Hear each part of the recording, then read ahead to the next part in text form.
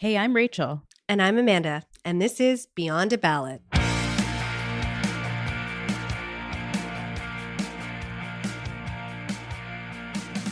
Hello, and welcome to the Beyond a Ballot podcast. We are opening the lines this week and answering all of your burning political questions.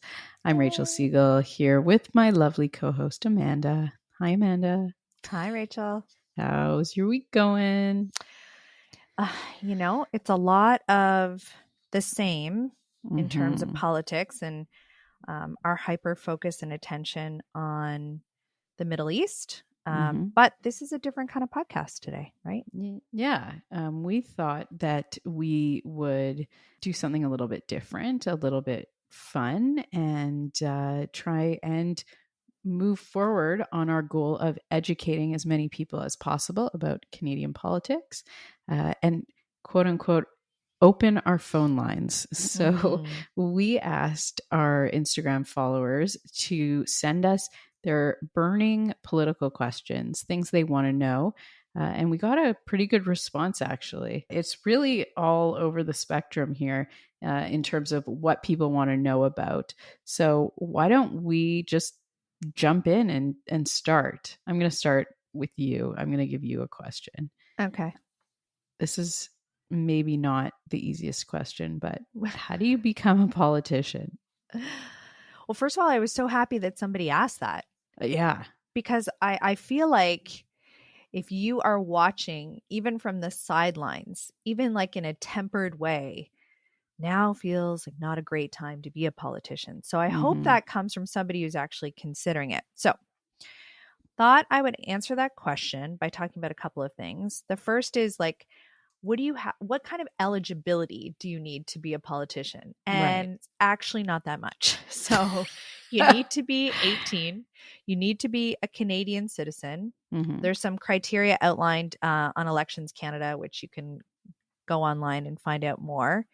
And then you have to either have a political affiliation, so you can talk about that in a second, or run as an independent. If you have a political affiliation, then that's really part of the party apparatus, and different parties have different ways of nominating candidates. So some of them have a nomination process where a number of candidates may put their name forward. They will represent an electoral district or a ward or a constituency, depending on where you are and what level of government you're in. And that's kind of how you do it. Once you're nominated as the candidate, you'll run in a general election, and bada boom, you become a politician in Canada. So when I got this question, I thought to myself, what kind of politician? Because like you point out, there is different levels of government. There are different political parties. The Senate is a whole different ballgame because that's an unelected political position. That's an appointment. And I think you have to be 30 in order to sit in the Senate. You have to be older to be there.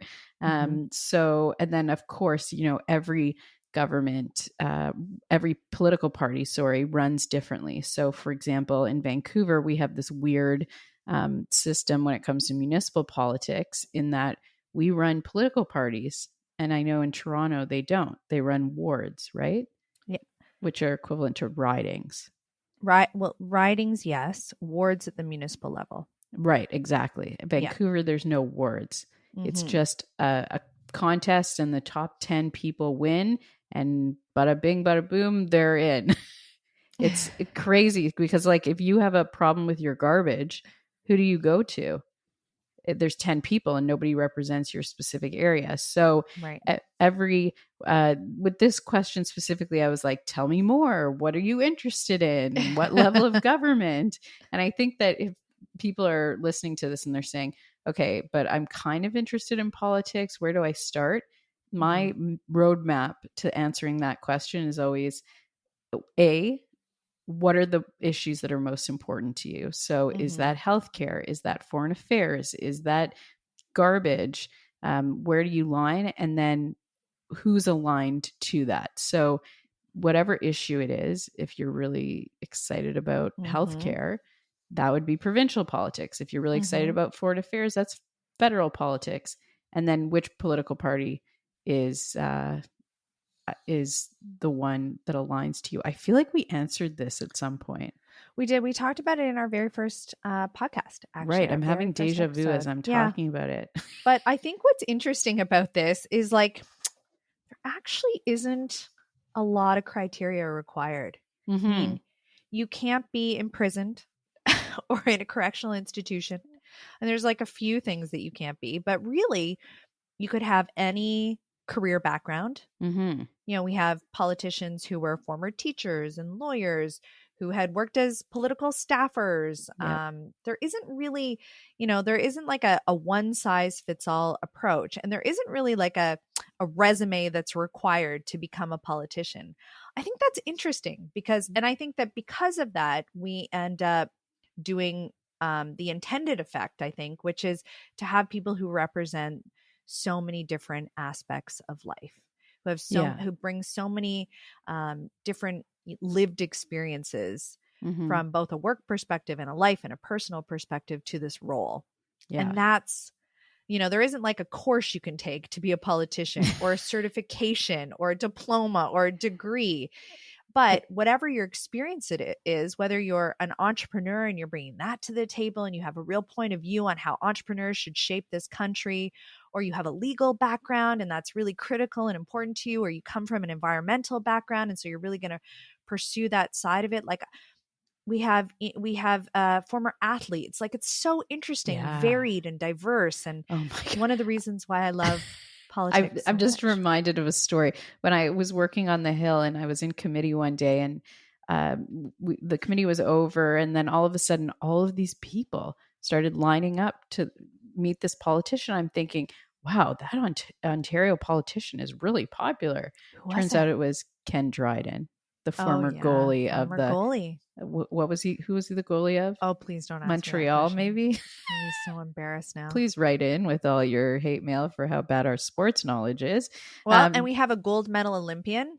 Can you name who our gold medal Olympian is? Sits in the current government. Oh no. Oh, I was thinking Mark Garneau, but he's an astronaut and he's not in the current government. You can do this one. This is embarrassing.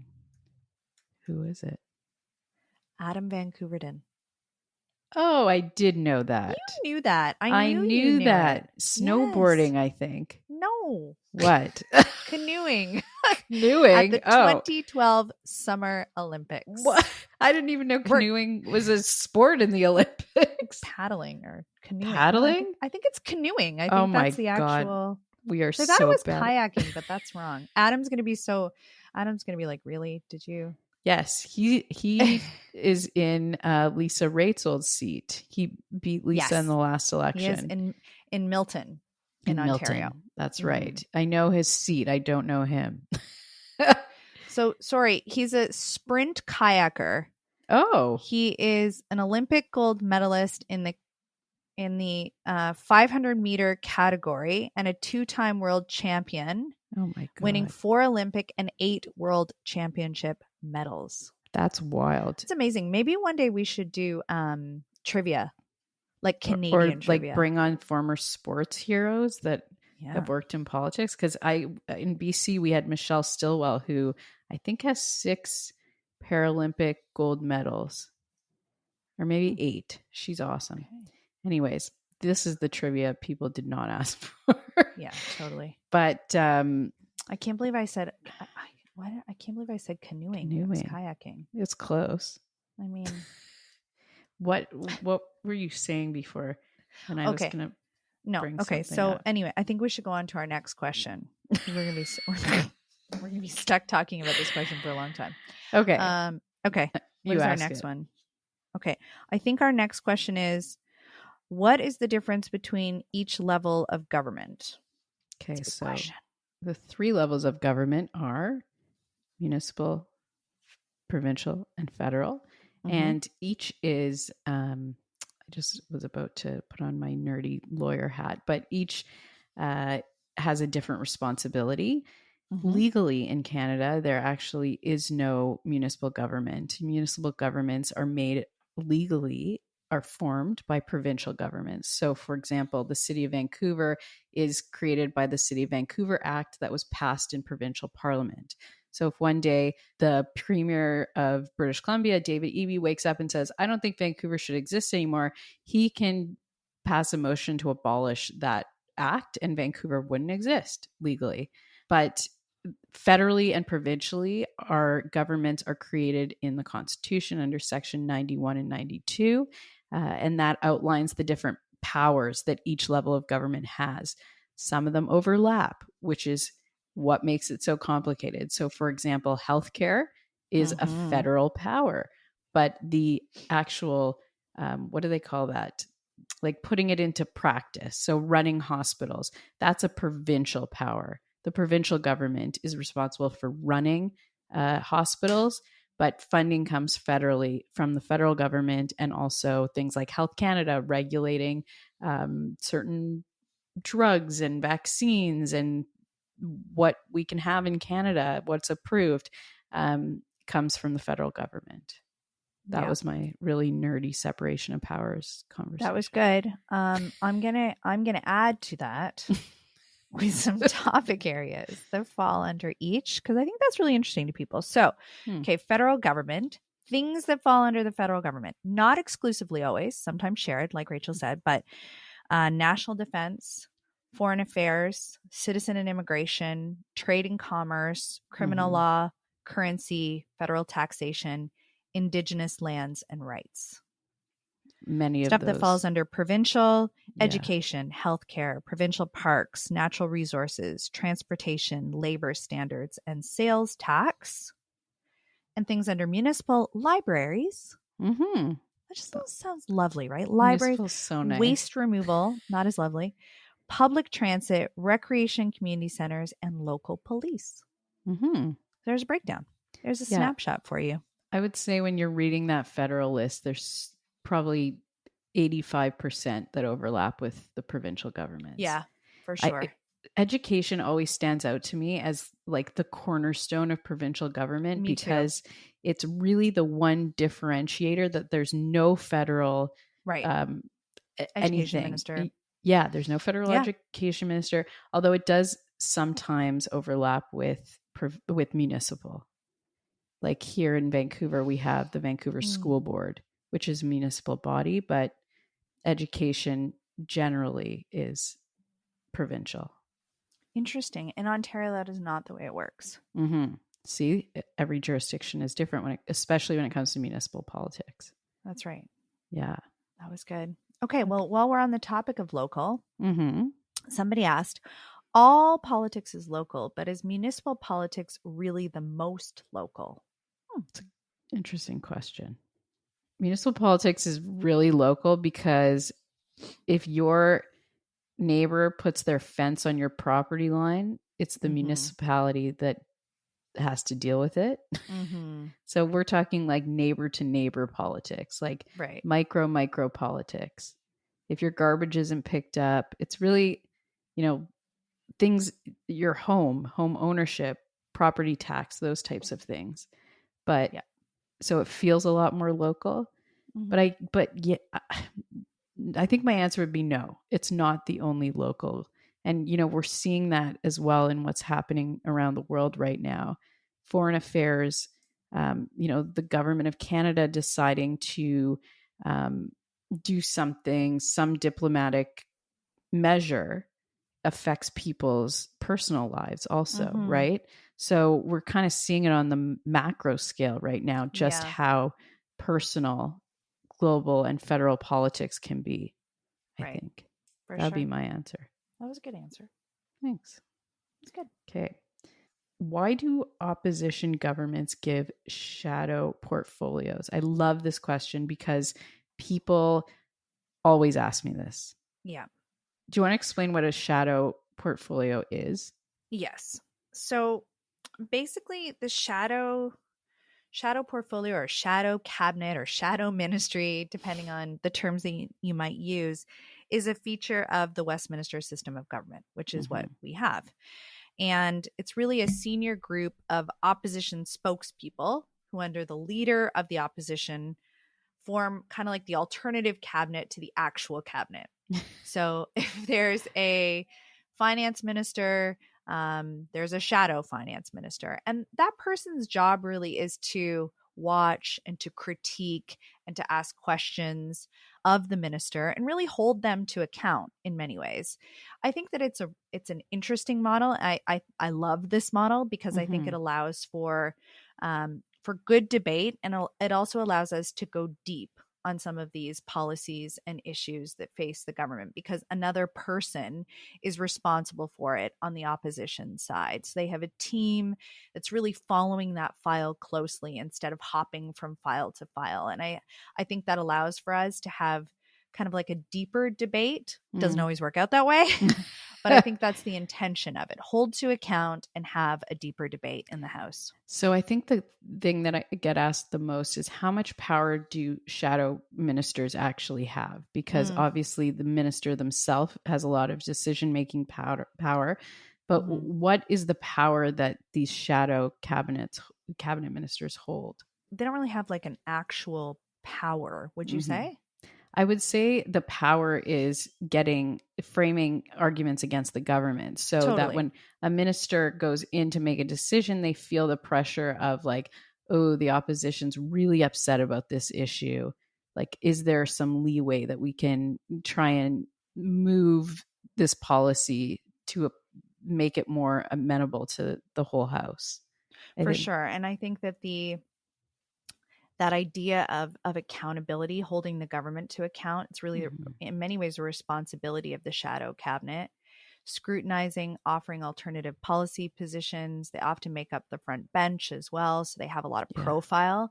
And that profile means they get a lot of headlines, right? So it translates into becoming kind of the zeitgeist. What are we talking about? What is media talking about? What are we talking about at the dinner table? A lot of that starts with how the shadow cabinet or the shadow ministries are really putting issues on the table and requiring the government to have to answer or hold the government to account on those issues. I think from a stakeholder perspective too, like you think of the shadow health minister, they will meet with stakeholders from the health industry, so pharmaceutical companies or doctors, and so it's kind of another route for stakeholders to have access to government, but also form those relationships with government. And you never know when a government will fall, and your shadow cabinet minister is now the actual cabinet minister, although typically we don't always see that. So it's not a hard and fast rule that if you're the shadow minister of health, you're going to be the minister of health if your party becomes government. But, you do have then as a stakeholder relationships with both government officials and people that are specifically working on your policy portfolio that are from the opposition, which I think is a healthy thing for our democracy. Me too. I like the style. Okay, I have another question. Okay. This question is, what is one change that you would make in the House? Oh, it's a big question. It's a big question. I'd buy them bigger desks. Is that what they meant? Because I always feel like they're so cramped in there. Like they're squishy in there? Yeah, we used to have 308 MPs and now we have 338. And I think we're getting more in the next election. And like the desks are just getting smaller and smaller. And every time somebody sits down from asking a question during question period, I'm like, oh, they're sitting in that person's lap for sure. It's so tight trying to work their way through. But hopefully they're currently rebuilding the House of Commons in Ottawa. So hopefully they get a little more room. There was another question that made me think of a change that I would make. Yeah. More to question period. Okay. Which happens in the House. Yes. Than the actual House. But somebody asked the question, what would need to happen to allow 2 questions in English and 2 questions in French at every single question period from an actual Canadian citizen? I love it. That is the change that I would make. So kudos to whomever sent that question. Amen.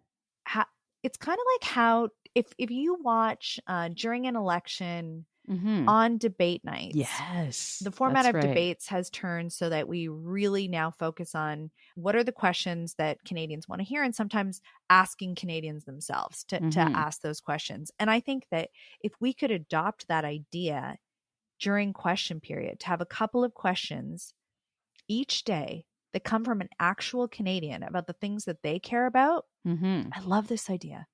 I love it too. I'm like Yeah. thinking through strategically how we would make it happen. Like, how do you vet the person? How do you get Mhm. them to speak? Like, is it video or you actually fly them to Ottawa to do their question? I don't know. Like maybe it's just Zoom. And the way they do it during the debate. Yeah. And then, like, what if they have a political affiliation? How do you Right. know? I think they'd have to be vetted for sure. Yeah. But But it's a I love this really, idea. I And I love it actually too. think it would attract more people to question period, to watching it. I completely agree. Yeah. I would And then watch you it. get like profile because, whatever. Susie from somewhere, Saskatoon, had this Yeah. question, and then Saskatoon's interested. They're like, look at our person here. Yeah. Had a Oh. question. It was asked in question period today. And Anyway, then one if person will anyone's ask listening who some has the power. Oh, but I think to answer the actual question, like, how does it happen? Yeah. I think, and please write in if I'm completely off base here, but what happens is that Procedure and House Affairs Committee, would have to pass a motion to amend the proceedings of the House, maybe. I used to work for the government House leader, but I can't. It was a long time ago. Political nerdy of you. Wasn't it? And But this is like it. my jam. That Yes. like committee. This is your favorite episode. I know. So sad. But so good. Okay. All right. So that's how I think that we would do it. Okay. But going back to your original question, okay, two Yes. questions ago on what it is that I would change about the House. Yes. This is going to get some pushback, but I would change the rules around house duty. Does everyone know what house duty means? That politicians have to actually sit in the House for a certain number of hours. Yes. Every week. So like you basically get assigned one day a week where they just sit there, and it's just kind of a ridiculous system to me. Yeah. Like, I would rather them be doing something in their office and then trade off. I don't know. There's like a lot of trading of house duty, and then you have to get permission from the whip, from the party whip, who is the person responsible for who's in the House at what time. And then they say that house duty is important because if there's a vote all of a sudden and there's nobody there to vote, but like, how often does that really happen? So is that the best use of time to have them? I mean, they should be sitting in the House. I get that. But to like have these prescribed days where they have to sit for like long periods of time. And then if they need to not be there for that day, it takes hours to like trade with somebody and yada, yada. I don't know. Are you a fan of house duty? Yeah. Am I No, off base I like here? this. I agree with you. I also have some thoughts on filibustering, but I think we should move on. Okay. For another day. Are we filibustering right now? Exactly. Okay. Okay. When was the last time that you disagreed with your political party on an issue? Oof. That's a good one. It's interesting because a lot of people think that because we are affiliated with parties, and more specifically because we are commentators, and that role as a pundit or a commentator has a kind of political affiliation. Like we sort of fulfill the role, or at least I do on CBC as, the liberal on my panel, that I must never disagree with the government. And that is just categorically untrue. Because you'd have to be kind of a robot to never, ever, ever, ever disagree. Oh, absolutely. And so I think that there's a lot of small things that I disagree with. And if you watch the show Power and Politics that I'm on, that you're on, there are many times where I will be critical of either the communication style or how a message was put into the ether, or how something was received. I'm frequently disappointed in that. But in terms of a policy issue that I have been vocally disagreed with, one was the federal government's approval of the multi-billion-dollar merger of Rogers and Shaw. Because I'm a fierce advocate of competition in the country, and I really felt like that was a limiting move. And I was pretty vocal about that. Now, I have been involved professionally on that file for a long time, mostly because I feel really strongly about it. But that is one that I did not agree with the party. I think a lot of people feel very strongly about it because we all have cell phones and we all pay the highest cell phone bills in the world. And we will continue to if we make decisions like that. Exactly. Yeah. But yeah, I'm totally on board with what you're saying about disagreeing with political parties. I think this goes back to when people ask me, how can I align with a political party if I don't agree with everything? And I always tell people, you're not going to agree with everything. You just need to agree with most things. Like the basic tenets of what these parties believe in. Isn't free and open government and competition a conservative value that you're committed to there? And so, yeah, I also have had many, many times where I have not agreed. And that's also based on lived experience. I mean, you know, everybody's personal beliefs are going to be different regardless of whether or not you're not going to just subscribe blankly to what everything that your party says. But that said, I will say the policy that just haunts me forever is the what election was that? 2015, the barbaric cultural practices hotline. Come on. That wasn't good. I mean, they said they were trying to you know, ensure safety of people from practices that maybe aren't culturally aligned with Canadian values, but that was horrific. And I think it still kind of haunts the Conservatives a little bit. Yeah, that was a baddie. That was a bad one. That was the election that we lost government. And there we go. There we go. Okay, and that's actually good because one of the questions was, we all talk about wanting positive politics, but it never seems to be the way to actually win. Thoughts. So I'll actually pick up where you left off, the 2015 election. Oh, right. Which is a great example of positive politics that did win. So Justin Trudeau won that election. He started that election decidedly in third, like way back in third. Because they had just, for context, lost in 2011 basically all of their seats. How many seats did they have? Oh God, I don't remember, but it was bad. It was like close to what Kim Campbell had. It was really bad. I think it was like 11. I did comment. I was commentating that night, and I remember with my friend Rob Silver, who was a longtime commentator. And I remember we were alone. And when I say alone, I mean really alone in the convention hall at the end of that election night. And we were doing all of the networks. Oh my God. Yeah. Everyone went home? Everyone went home. Oh my God. That election night was terrible. But anyway, on a happier note, in 2015, a come from behind Justin Trudeau ran an election campaign which was called Real Change, but people will probably better remember it for some of the lines that he used, like sunny ways, right? Sunny ways. Sunny ways. Do you remember? Oh, yeah. I think if you've been following politics over the last 8 years or so, you will remember that he was only 43 years old, so he was a pretty young leader of the Liberal Party at the time. He came in with this, truly positive disposition, brought that line everywhere he went. It kind of like echoed the "Yes, we can" Obama type movement. That's right. And really, for the most part, attempted to stay out of the appeal, what had always been the appeal of negative politics, right? He said, I'm going into this election with a positive point of view. I'm going to put it out there. we'll see what happens. And I think Canadians were really responsive to it at the time. So he attracted, and people often remember that campaign as the one where really attracted like a younger demographic into the party, but also into Canadian politics. And a lot of people credit it with the tone of the campaign, the more positive tone of that campaign. Do I think it could win again right now? I would have a hard time saying yes to that right now.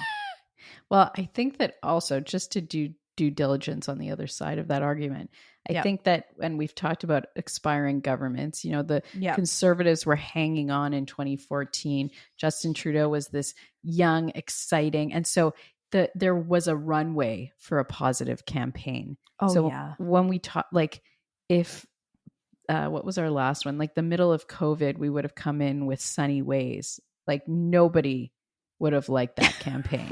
Right. Because we were in this global crisis. The government had already been there for a few years.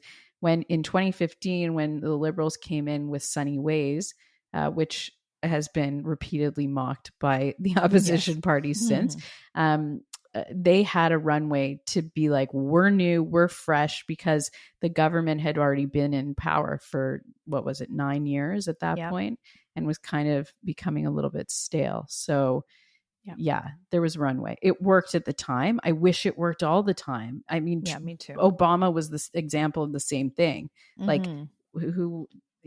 George W. Bush was done. And there was going to be a new president in 2008. And that was allowed for a very exciting "Yes, we can" campaign as well. So maybe this campaign is the next Sunny Ways campaign. No way.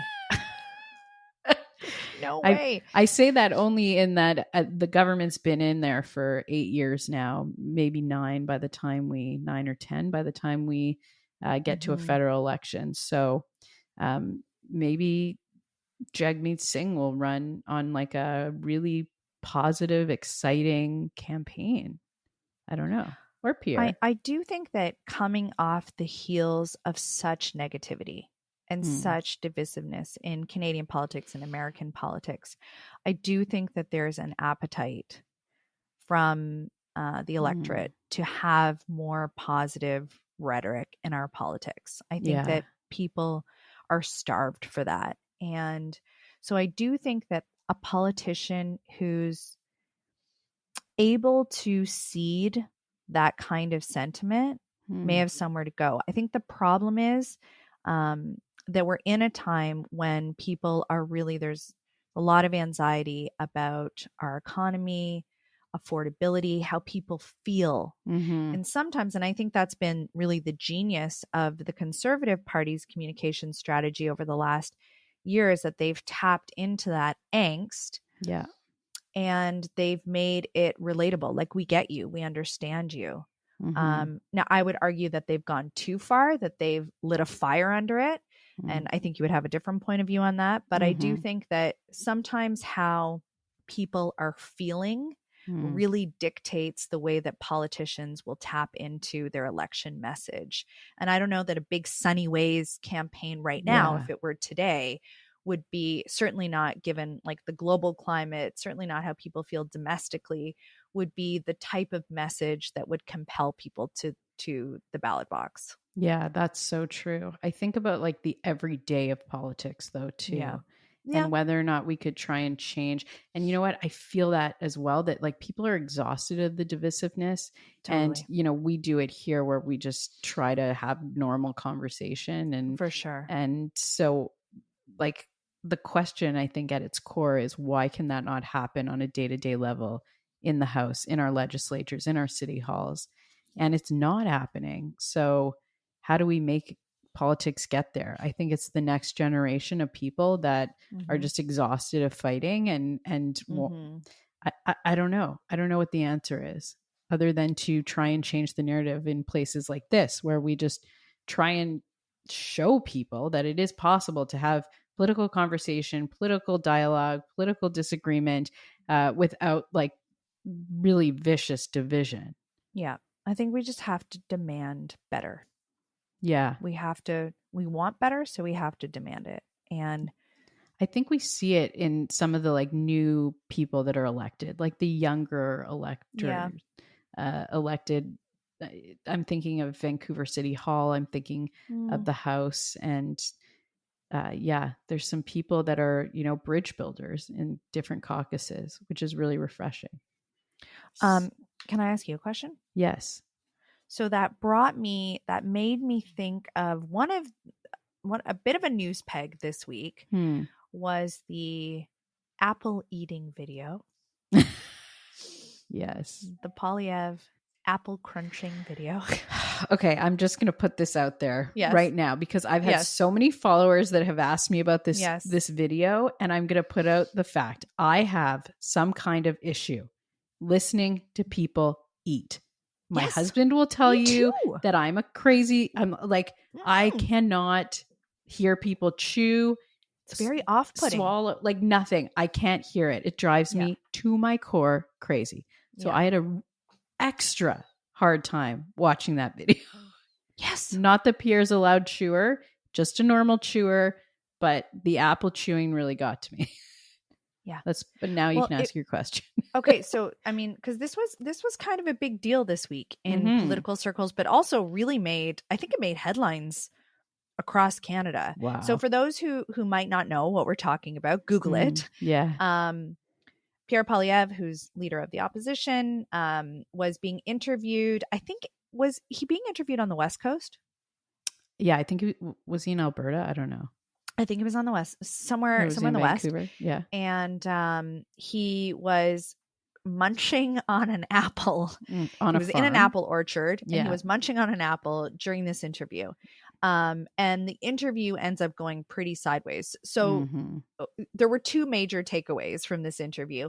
One was the fact that the reporter was asking questions, didn't seem to know his material as well, maybe as he should have. And then Polyev, I think, took a real swipe at him. That happened. And then the Conservative Party used it kind of as a hey, watch this. This was like a big moment for him because for whatever reason. But the backlash on the video was twofold. One, because he was crunching on this apple and sort of had this dismissive, smug approach to this interview, which I think was really I haven't had as many people DM me about something in a while as I have about this. I got really a lot turned off, particularly women. They didn't like his tone or his approach. The women who were contacting me didn't like his tone, didn't like his kind of like dismissive approach. I think you should watch for yourselves and decide what you think. But Rachel, did you as a conservative, did you feel that way?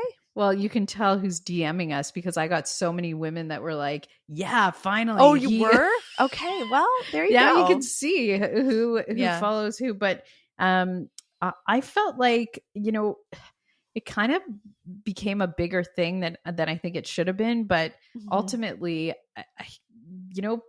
there is a narrative that Canadian media in general, and I come from the media world, is often sometimes, and I'm not going to say often, has bias. And so I think what Pierre was trying to point out is that, the reporter said, people say that, and he said, which people? And like journalism, especially today with so much fake news, like rooting your questions in fact is such a critical piece of reporting today, more than ever before in our history. So, you know what? On one hand, I'm like, good on Pierre for like just blatantly pushing him on this. I'm sure this wasn't the first interview of the day. I'm sure that he gets this all the time. People say this, people say that. And he just wanted to have like that offhanded conversation. Politicians have burly days too. Totally. Not to say that this was one of them, but I think he was right to push back on some of those questions. And the interesting thing to me is that when he pushed back, the reporter was like, well, I don't know. And so he wasn't like, oh, totally. Yeah. Like in Saskatchewan, Mary Jones said it was like, oh yeah, Pierre, you're right. Who am I talking about?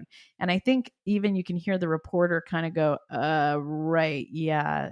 Started to think about his own question, the way he was phrasing it. So yeah, there's pushback on this video online. There's also Yes. people that are cheering him on, and I think Yeah. that's right too, because we live in a world where we get so much information every day, and if you're not going to question like who's reporting on this, what's their background, what's their bias, and I think Pierre just did that blatantly while eating an apple, very loudly. I'm going to Very say loudly. it. Oh, Very loudly. so bad. Okay. Why does Canada not see coalition governments like in Europe? Great question. Yeah.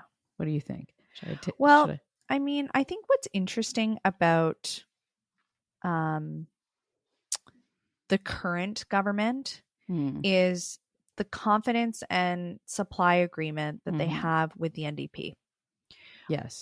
I don't think it's the first of its kind. No, we even had one in British Columbia very recently, Okay. when the Liberal Party won the election, and there was a supply motion, confidence and supply agreement between the Greens and the NDP here, and the NDP took over power through a coalition. Well, they wouldn't say coalition, through this agreement. Right. And so people think that Canada doesn't have coalitions. Many say that this confidence supply agreement between the federal NDP and the federal Liberals right now is a coalition government because the NDP are voting with the Liberals as per their agreement on everything. So that the House is not going to fall because of this agreement, even on things where the NDP has said, we don't agree with the government on this. They then go and vote with the government because of this agreement that they've made. So they're kind of between a rock and a hard place, but they're choosing to stay there because we don't know Well, why. I think because, they agreed to support key government legislation in exchange for Liberals advancing a number of their policy priorities, things like dental care, Yes. pharmacare, without which, as when you're the third party, some of those policy priorities will never see the light of day. So it's really a win-win because the government doesn't fall, creating that kind of like upheaval and chaos that can sometimes ensue when you're in a minority government and a lot can't get done. So this enables things to get done. And at the same time, enables another progressive party to put forward policies that are really critical to them that they otherwise wouldn't see on the table.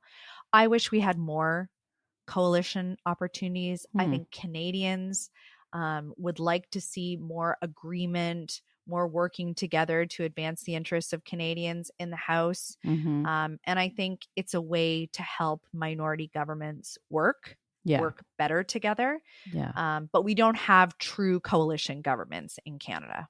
Yeah, it's just what is a true coalition government that's different from this current. I mean, I guess they don't have caucus meetings together, the NDP and the Liberals. They don't. They're not. They are still two separate parties. Although, so if they were a coalition, it would be something like Jagmeet Singh would be a deputy prime minister under Justin Trudeau. Yeah. But policy-wise, just coming from the official opposition side, it is frustrating when we have these types of agreements because the third party is kind of talking out of both sides of their mouth, right? Like going to the media and saying the government needs to be doing this, and then 2 days later voting for the government on that issue. So it's, I think, a little bit infuriating for Canadians too, because especially NDPers, I've heard from a lot of them that they get frustrated when the NDP votes with the Liberals on some of the things that they don't believe in, that they want that opposing voice to. So these agreements are really an interesting kind of compromise when it comes to coalition governments. Why don't we have them? I don't know. I think we could. We just don't. It's like tradition, I guess. Yeah. And I don't know. I don't have a better answer. This might be the model that we like. Would another minority government enter into an agreement like this? And we've come close. I think that's likely. Yeah, we've come close to that under minority governments. For sure. So yeah, I would like to see more of it. We shall see. Yeah, maybe the Well, coalition government is better than these agreements. Now I'm going to think about that all night. let's think about that. We'll circle back, guys, on that. Yeah. Okay. Let's Um, end on one okay. final note. Did we get to all Okay. of them? We have a Yeah, we couple more, did. but we did. Okay. Politicians to watch. We talked about this Oh, last right. week, and so you had a little Who are bit of time. yours? Oh, I'm so curious. I have a few. Okay, tell me. Well, obviously, Melissa Lantsman is my. Are we just saying women? federal- women? No, we can do men. Okay. Are there men to watch? Yeah.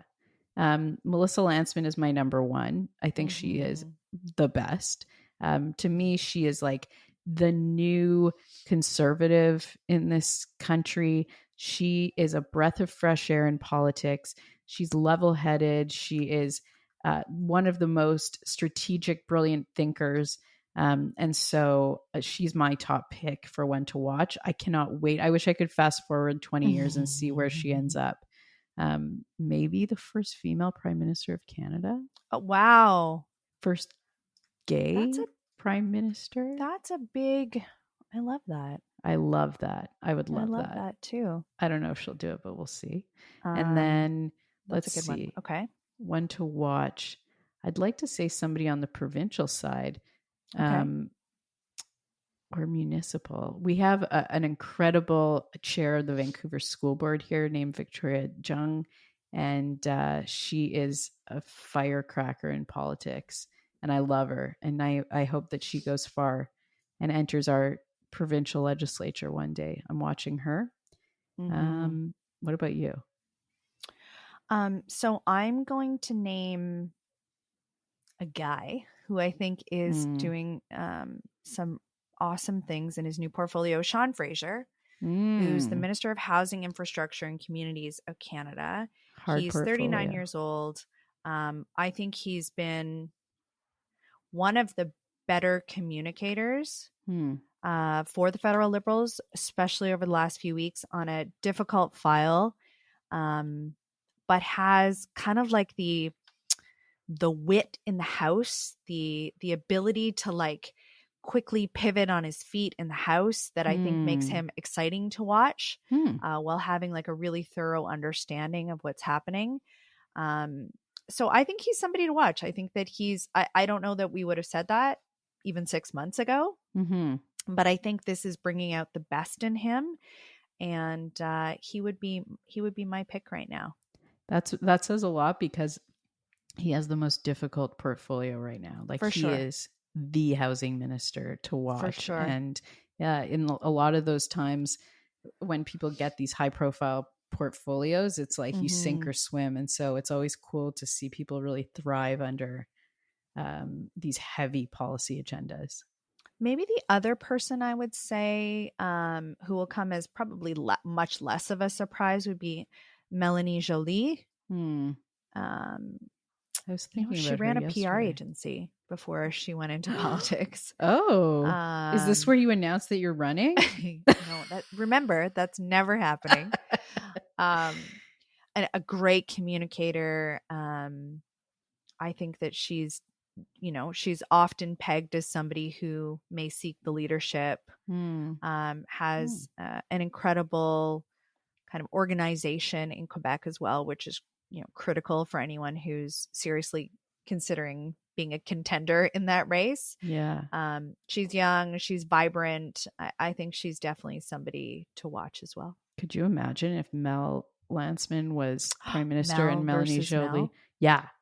Mel versus Mel. Mel versus Mel 2030. Maybe we should have them both on the show. Oh my God. Do you think, would they come? If you're listening, Mel. And Mel. And Mel. Please join us. That would be so cool. That's hilarious. Yeah. Oh my gosh. Okay. Well, we have homework now. I know.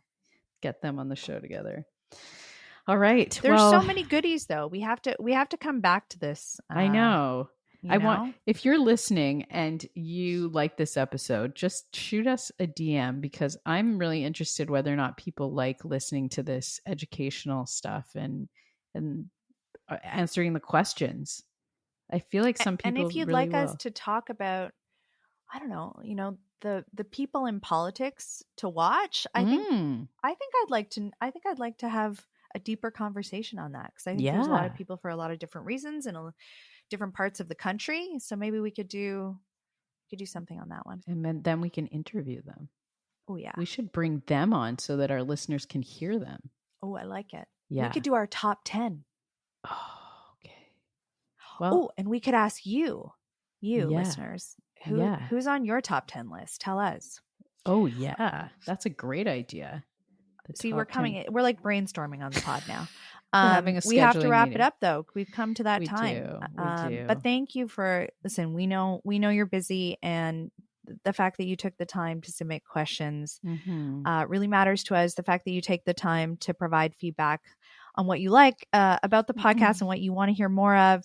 We take that very seriously. It's how we're designing this podcast, and we're so grateful that you take the time to listen.